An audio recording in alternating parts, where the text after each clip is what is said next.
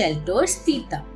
Hanuman was captivated by the innocent talk of love and Kush. When Sita saw this, she recognized Hanuman.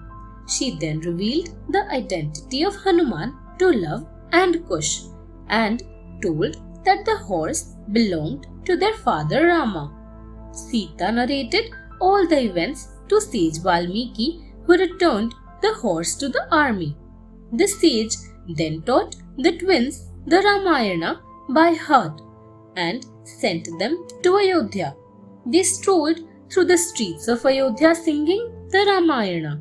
The residents of Ayodhya reported this to Rama, who brought the kids to his palace and requested them to sing the Ramayana.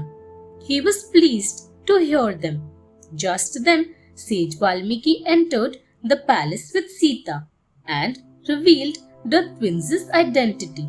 Rama was happy to meet his wife and sons and hugged them. Rama accepted his sons but refused to shelter Sita for the sake of his kingdom. Sita decided to return to Mother Earth. She requested Mother Earth to shelter her in her lap. Suddenly, Mother Earth emerged from inside the earth. She took Sita and descended back into the earth. Love, Kush and Rama cried for Sita to come back, but she had gone forever. End of Rama and Lakshman. After Sita had gone with Mother Earth, Rama ruled over Ayodhya for many years. He was now unable to endure even a single more day of his life without his dear wife. He had also become tired of his worldly acts and wanted to go to heaven. Lord Vishnu realized this and asked Yamraja to go to earth and bring back Rama. Yamraja disguised himself as a sage and went to Ayodhya. He met Lakshman at the entrance to Rama's chamber and ordered him to keep a watch and not to allow anyone inside while he talked to Rama. On meeting Rama, Yamraja told him that he had come to take him to heaven. Meanwhile, sage Durvasa came to the palace to meet Rama, but Lakshman did not allow him to enter Rama's chamber. Durvasa gave him a final warning, but Lakshman still refused to allow him. Enraged at this, Durvasa cursed Lakshman to leave earth instantly. Thus Lakshman ascended to heaven. Rama was grief-stricken when his loving brother Lakshman departed from earth. He went to river Sarayu. Walking into the water, he took a dip and left his mortal frame.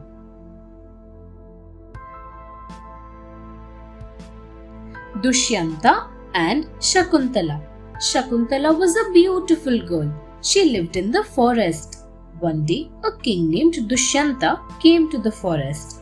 Dushyanta saw Shakuntala, fell in love with her and married her. The king then left for his palace after promising to return soon. One day, sage Durvasa came to Shakuntala's door and asked for water.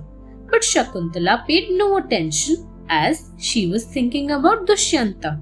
The sage got very angry and cursed Shakuntala that the person whom she was thinking about would forget her. Shakuntala begged the sage's pardon. The sage said that he could not take the curse back. If she showed Dushyanta something he had given her, then she would be freed from the curse. Shakuntala went to meet Dushyanta. On her way, she lost Dushyanta's wedding ring. When she arrived at the palace, Dushyanta didn't recognize her. Feeling sad, she left the palace. Many days later, Dushyanta saw a ring near a river. Soon, the curse was lifted and the king remembered Shakuntala. He hurried at once to the forest. Dushyanta found Shakuntala. Shakuntala was happy to see his husband. Dushyanta took Shakuntala to the palace and they lived happily together.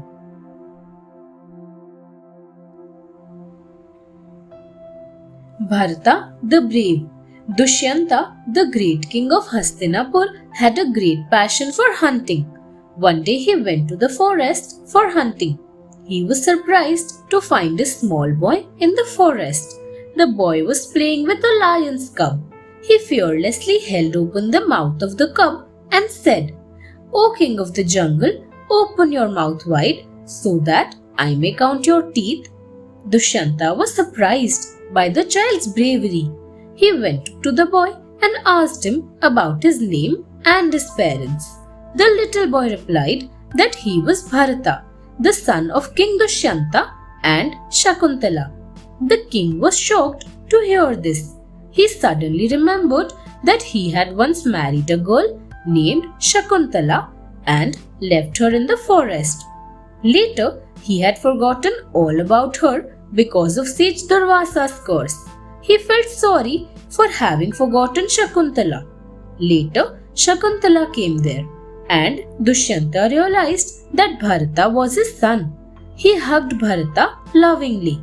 Dushyanta took Shakuntala and Bharata along with him to Hastinapur.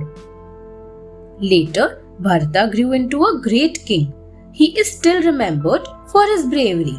Later, India was named Bharata after his name. Thanks for watching. Do like, share, subscribe to Sahil Book House.